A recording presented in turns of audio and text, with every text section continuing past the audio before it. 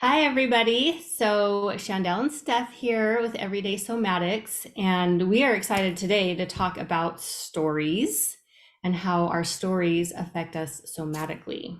Yes. Yes. I know we both have been Marco Polo and then also in personal conversations with clients and whatnot, but this has been coming up quite a bit of how the stories, ooh, yeah, how stories either stop us or get us out of the body. That's what I've been noticing. Yeah, I feel like it kind of is like a hijack to deflect from coming into the body, is what I've noticed. Yeah. Um, that in having these conversations with different people of when I ask, like I had a client yesterday when I asked, "What does that feel like in your body?" And she closed her eyes. She goes, "Well, I think it's," and I'm like, "Oh, Stop.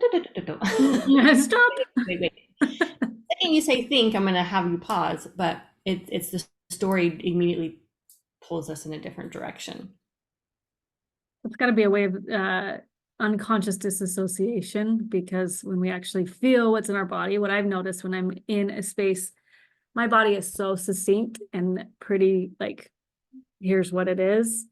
And then the mind gets it, which we'll talk about it too, because I think that there isn't, the mind does come and get involved. Mhm. Um, but my body is very pretty much straightforward.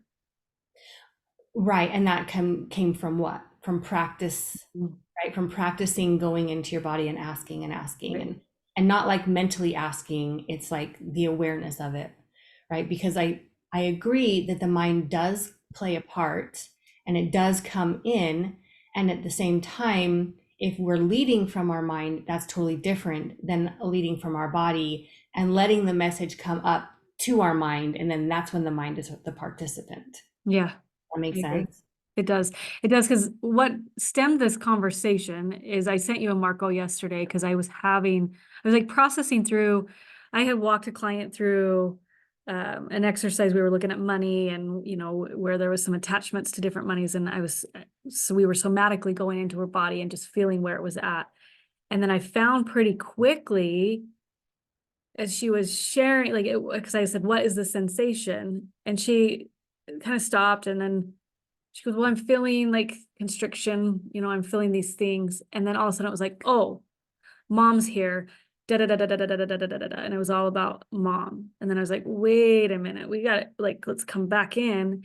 But what I found was super interesting was that how that that storytelling actually took her out of the experience with her body, and then we had to like, go back in, and then when we went back in it was a little bit different. And so I'm like, how does these stories that when we do let the mind be the one that's leading it versus the body, these stories actually take us out. It's like it took us out so much from the body.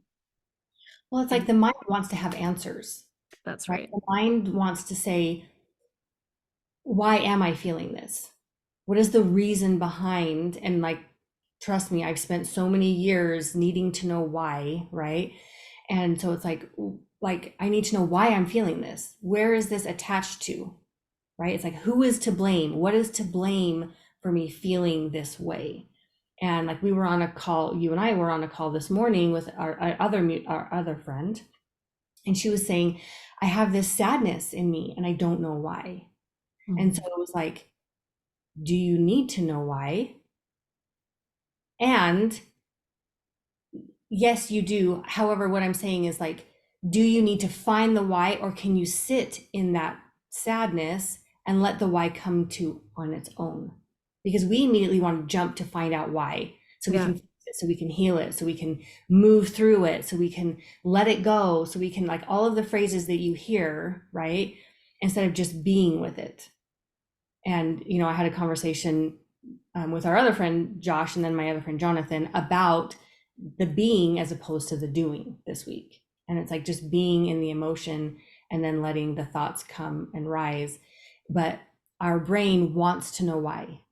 It wants to, so it's not necessarily purposefully pulling us away from the body, but it does it unintentionally by trying to figure it out and solve a problem instead of just allowing it to be what it is within the body.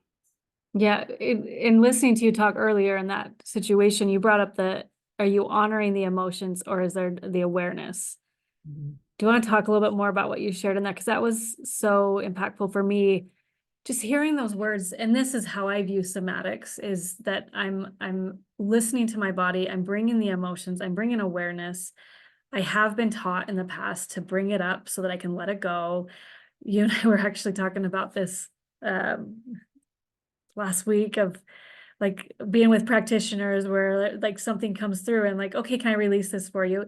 And they do muscle testing. Yes, release. And you're like, wait, no, wait, I don't want to, hold on. You don't have that power over my body. And so we've kind of been playful with that idea of like, okay, I just instantly want to see it so I can feel it so I can release it. Mhm. But there's this connection or like this honor versus awareness that allows us to actually feel and process it. Like, yeah. Yeah. Well, and so like this morning when our friend was talking about having this sadness and she's like, I don't know what it is, and but I know that it's there and I just want to understand it so I can release it. And so for me, my activating words right now are releasing, getting rid of, and moving through. And so I'm like, wait. Instead of needing to release it, because then we get the attachment to, I can't release this, I can't release this, I can't release it.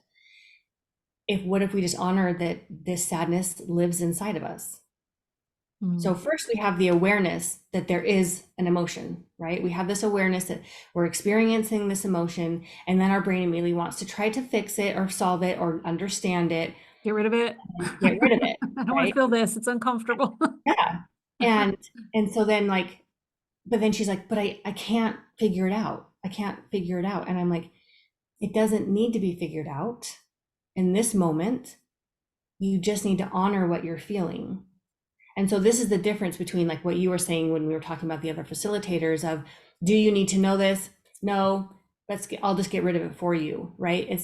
It's not that I necessarily need to know what that thing is or was, but my body needs to feel it so that it understands what it is releasing, and it will release it when it's ready, right? And Yeah. so we have to honor the fact that we have these feelings, and sometimes we honor that fact for a day or two, right? Because, the other thing I said this morning is I'm like, you've gone 40 years of feeling sadness time over time over time over time. Does your body need to remember every single time you felt sadness? Or is it just allowing you to feel this sadness so that you can honor it and be with it? And it might take a day or two, and then it'll start to soften and release on its own without all of the stories, right? Yeah. But if we attach to the story and then we attach to the I want to get rid of this, that it becomes this like static, like trying to pull something apart. Yeah. There, that movie Inside Out. Have you seen that? Mhm. So I was talking to my daughter about so last week I was feeling immense sadness. It was days worth. And it was new to me because there was a part of me, the mind, right? A big part of me that wanted to figure this out and get to the root of it. And in talking to you and sitting with it, it was like it got to be there. And pieces came through, awarenesses came through of the connections and why there's sadness. But I was talking to my daughter about it because she said that like one day she said, "Oh, Mom, I think I had what you had." I'm like, "What do you mean?" She goes, "I have sadness." And I was like, "Okay, let's talk about it." And we were talking about it. And I said, "What do you think, or what does sadness allow you to know?" Right. And then we brought up this Inside Out movie and this idea that like sadness, this character that is sad, without the sadness, we would not know joy. And we were just talking through that. But the thing that really stuck out was sadness isn't trying to fix her sadness. Mhm. There is core memories, there's things that are linked to that sadness that are going to be playing in her body. And there's the joy. She's like trying to, take the sadness away and change the and all these things. And, just like sitting and having this conversation with Amelia, it was just, can we feel and be with the sadness? Mhm. And it like was just this beautiful moment of just, okay, but sadness is a valid part to, because then I also asked her the question. I said, what if you were just always happy all the time? and just everything was just great. She goes, that sounds nice and also very boring. I was like, ding, ding, ding. Because that to me is a disassociated joy, right? That is a not feeling and all of that. But I just like that, like thinking of that movie, it is, she just is sad. And she's not, there's times she's walking around just going, It's kind of what I felt like last week. I was like, oh, and part of me is like, okay, if I get over this quickly, if I figure it out quickly, then I can go back to being quote normal and feeling normal. And then I'm like, but why? Oh, it's because I have spent 40 years of my life not actually being with sadness and understanding sadness and loving her. Mhm. It's funny because the phrase is, and I've been meaning to put this on my stories, I just haven't had any time this week, but this phrase, beauty is in the eye of the beholder, continues to cycle through my brain. And I'm like, why are you cycling through my brain? And it said, anger is beautiful. Anger is a beautiful emotion. Sadness is a beautiful emotion. Happiness is a beautiful emotion. So beauty is in the eye of the beholder. So if Yeah. you could see your sadness as a beautiful emotion and honor that you get to experience that, there's a shift that happens naturally on its own. And I think that is a beautiful thing. So it's like what you're saying, like it exists in us. It's asking to be seen and heard just like any other emotion. Yeah. So then kind of circling back to the stories and how the stories actually talk us out of simply honoring that sadness. Let's stick with that emotion because we've been talking about that a lot today. What, how has that shown up? Well, it's so this kind of goes along with the conversation that we had with Josh this week. Is we were talking about rejection. And so I sat and I thought, I'm like, what would be the worst thing for me about rejection? And I was like, the fact that I would have to feel it. Mm. The fact that I would have to feel what rejection feels like. It's not the rejection that's the emotion, right? It's the sadness, the whatever comes with it. And then I'm like, but I would want to attach myself to the story about rejection, which takes me outside of the feeling of rejection, right? And so then I'm like, well, if these people don't show up to my workshop, then they're supposed to say something about me. And so then I go into fixing myself. And so then it becomes a completely different thing that you're cycling through, but you never get to the root of just feeling the emotion of what you just experienced. And so it becomes this, now something is wrong with me, and I'm attached to this story that nobody wants to come to my workshops, or like nobody wants to hang out with me, or whatever the thing is, right? And so the story completely, it kind of does this, I'm gonna swear. I'm gonna swear. It We're still becomes figuring out what this looks like on your heads up, leave me out in a second, but it becomes this like emotional mind fuck, right? Where you never actually get to that piece inside of you that's just asking to be seen, because it's like, oh, now here's a story. I'm going to attach the story, and it becomes all about these other things and these other people. And then what does that say about me? And now I have to fix myself because I had this emotion, Yeah. instead of just being like, oh, I'm feeling sad. Nobody came to my workshop. Oh, sad. Right? And it is sad. It is very sad. Yes. And it doesn't also have to like be this big drawn out story that we end up taking with us week after week or time after time or year after year. Well, and that's what's coming. Like when I was working through that yesterday with the client, I was like, I bet this story has been played out many, many times. I bet it's almost that go-to of this is why I'm feeling the constriction. Oh, it's because of this. And I remember I did Luisa's practitioner group for the year. And one of the first classes we had, we were talking about, he said something along the lines of, you don't always have to dive in to the story.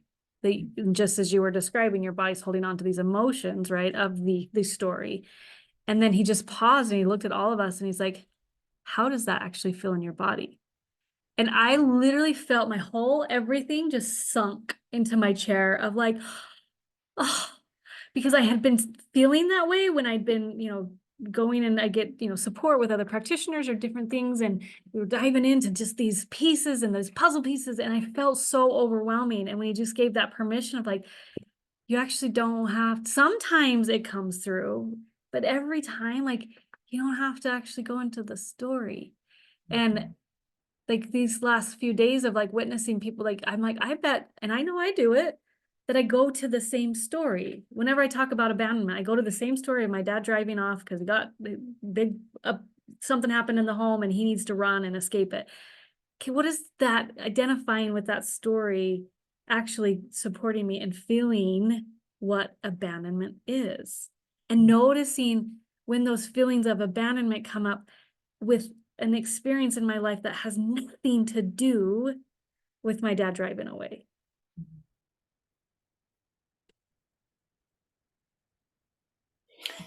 Yeah, It's like literally just taking a moment I know.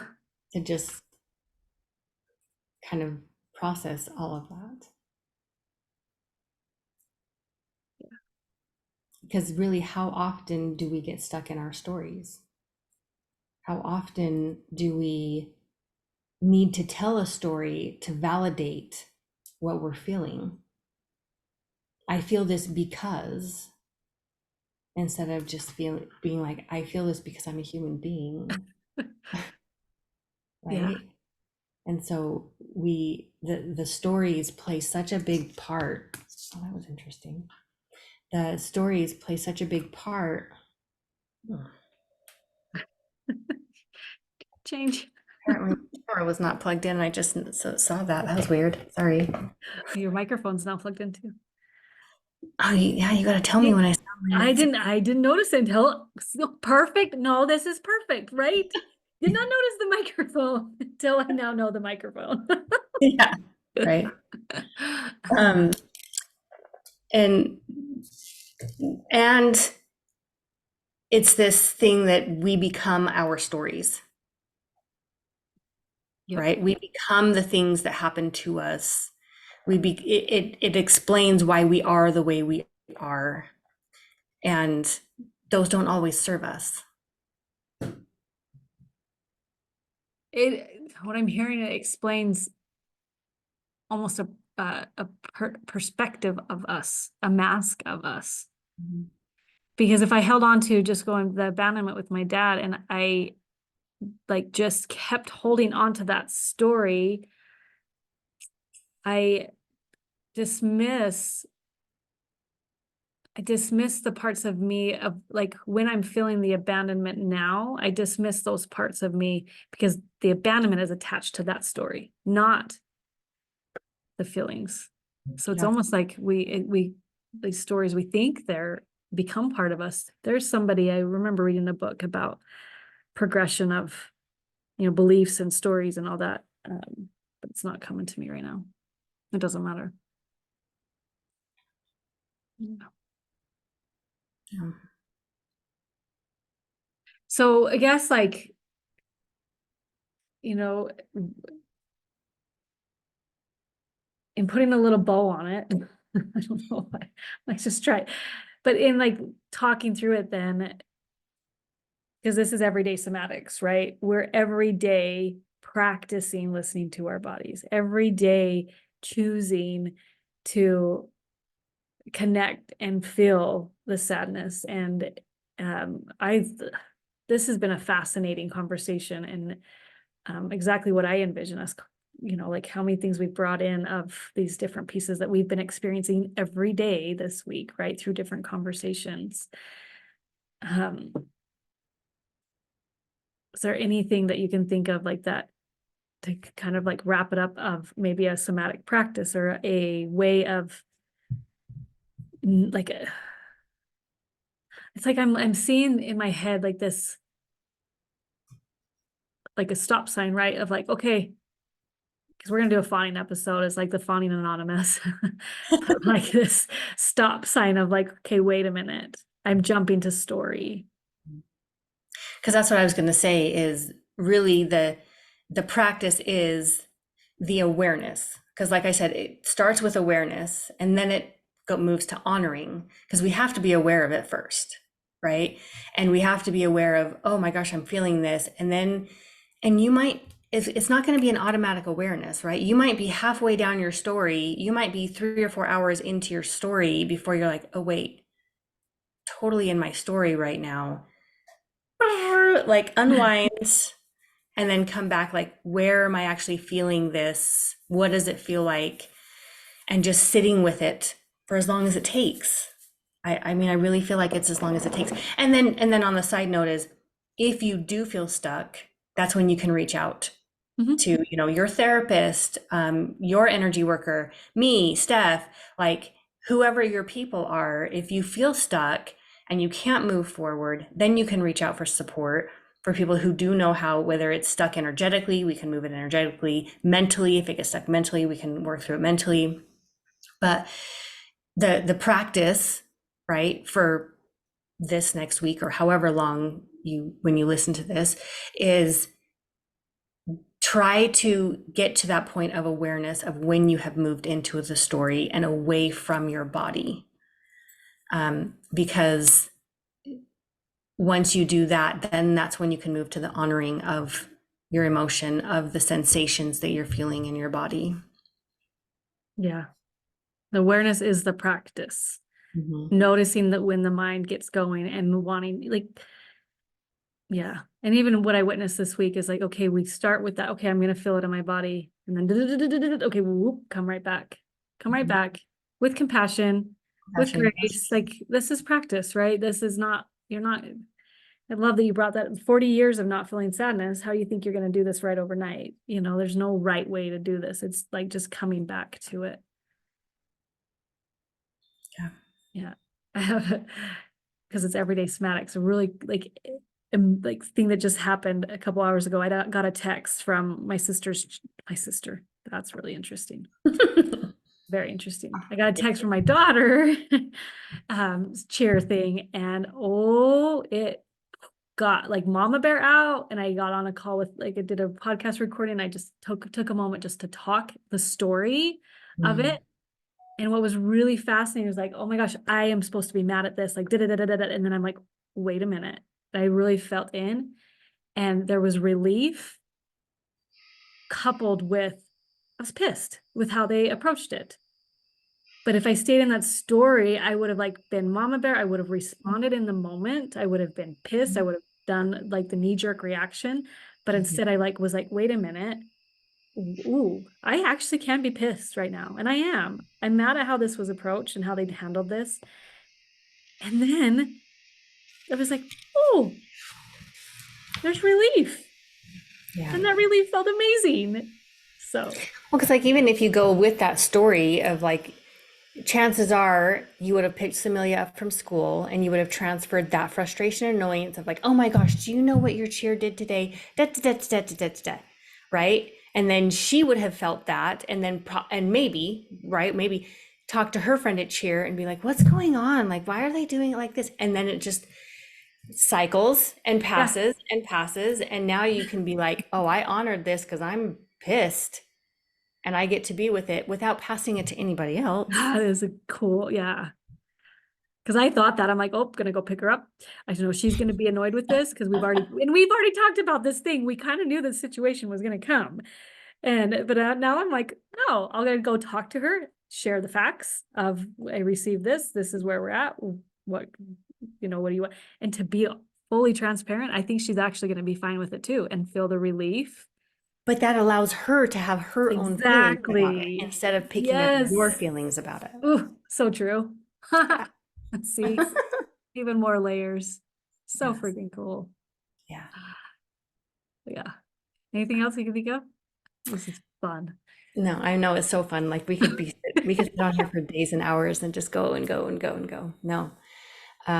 It is sometimes kind of hard because I want to share like some of the situations of how it comes up in everyday life, right? Like this is what my client was going through, this is what my friend was going through, this is what I'm going through.